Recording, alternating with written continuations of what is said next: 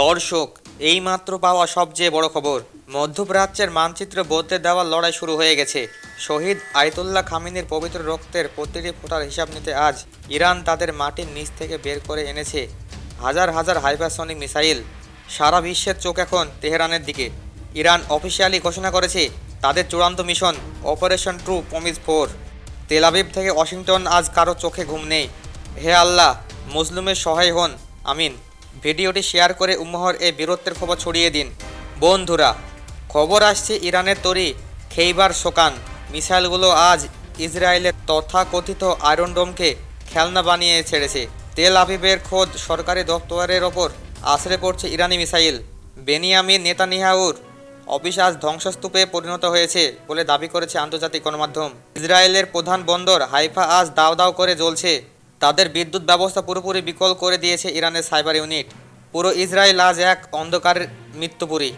Iran আজ সাফ জানিয়ে দিয়েছে খামেনিকে হত্যার পিছনে আমেরিকার হাত রয়েছে, তাই কোনো মার্কিন ঘাঁটি আজ নিরাপদ নয়।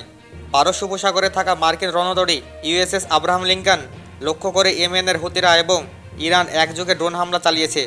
খবর আসছে রণতরীটি এখন গভীর সমুদ্রে ডুবন্ত অবস্থায়। শুধু তাই নয়, কাতার ও আমিরাতে থাকা মার্কিন ঘাঁটিতে হামলায় অন্তত 3 জন মার্কিন সেনা নিহত হওয়ার খবর নিশ্চিত করেছে পেন্টাগন। আমেরিকা আজ বুঝতে পেরেছে বাঘের লেচে পা দেওয়া তাদের কত বড় ভুল ছিল। এই মহাযুদ্ধে ইরান আজ একা নয়। উত্তর কোরিয়ার প্রেসিডেন্ট কিম জং উন সরাসরি হুমকি দিয়েছেন যদি আমেরিকা থেমে না যায় তবে তিনি হোয়াইট হাউস ধুলোয় মিশিয়ে দেবেন। রাশিয়া তাদের অত্যাধিক S-500 সিস্টেম মোতায়েন করে ইরানের আকাশ সুরক্ষিত করছে। চীন জানিয়ে দিয়েছে তাদের জ্বালানি নিরাপত্তা রক্ষায় তারা ইরানের পাশে শক্ত হয়ে দাঁড়িয়েছে। বুলকেনা ফাসোর ইব্রাহিম টাওয়ারে থেকে শুরু করে সারা বিশ্বের শান্তিকামী মানুষ আজ আমেরিকার এই জুলুমের পতন দেখছে। দর্শক, জুলুমের অবসান হতে যাচ্ছে।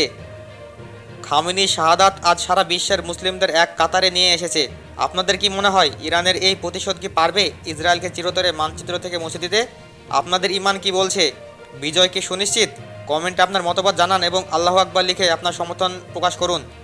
পরবর্তী ব্রেকিং নিউজের জন্য আমাদের সাথেই থাকুন। আল্লাহ হাফেজ।